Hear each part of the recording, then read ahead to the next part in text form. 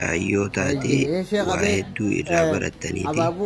Kanaafuu dhaggeeffadhaatti dhiyaadhaa. YouTube kanas hunda godhaa. Abbaa itti dhaqataanii waan Oromtichaa achi hanga ila adimitti waan beektanirraa hawaasa keenya Oromoo biyya adda addaa jiru akka baratan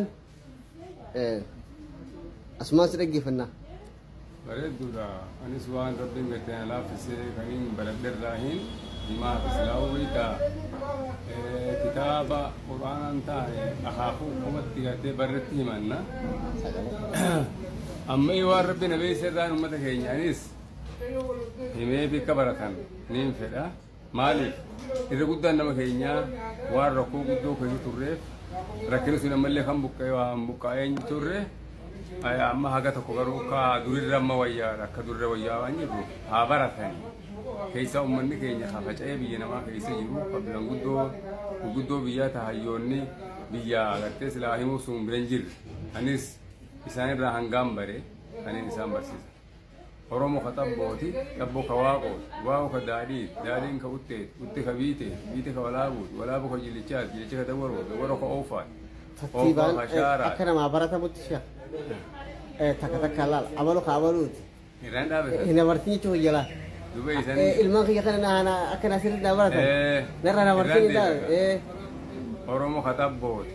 Tabboo ka waaqoo ka daadhiin ka utteeti, utte ka biiteeti, biite ka walaabuu, walaabuu ka jillichaati, jillicha ka dawaroo, dawaroo ka oofaati, oofa ka shaaraati, shaara ka hadiyyaati, hadiyya ka raabaati, raaba ka doori ka maamaati, maama ka warar ka waayyuu ka waddooti, waddoo ka sunkar ka oous ka iram ka battaan ka noobaan ka kuush ka haam كمان نبي نوح كلامك نبي نوح كلامك لما كما تشلك كيورد ككينن كأنوش كشيس كآدم تبيي آدم كبيي بين تربي آدم ولي قال عايز يجوا خانا خلا أبا خنيا ونولا شيني خنيا سانغا بيو إنما هنگامي ديني بيا خشيني فيا دوم ريال سجام مشي خنيا خنا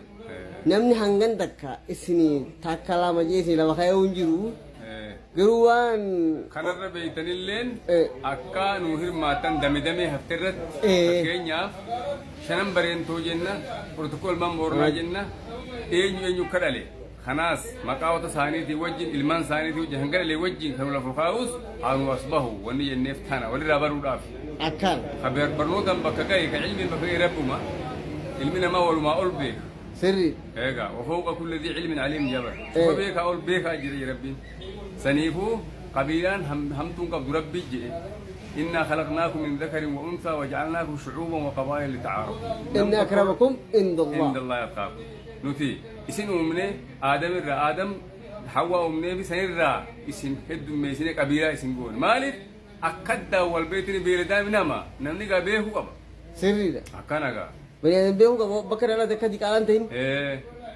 أكدي كلام تين أكل ما بيجان تين لال أما كفكة نمني ربودان أنا توبير في الجوار توبير ليه جوار نما كذي فكة لكن وني قلفنا خانون القرآن كهي دبتان مثالي قلبار إيران بتان نمي جامعون إيران ذات العماد إيران ذات العماد كان شكوت أكم يتشون لك بكذناتي لأنها سميت القبيلة باسم جد يتشون لك قبيل مانو مكا أخاخو تيامتي أورم يتشون كن مكا أخاخو درا إيران درا تيامتي سنين تغيلا سري لا إيه خنافو قال الله أواز بيخيجا خبيه دايرتن أثمانين ميديا خينيا MGM في أودا شاورة سني قديسة والبرنودا كاري سنيس برا الرافع دوسنا كلو سنجا الفادا قالتو ما هو رابلا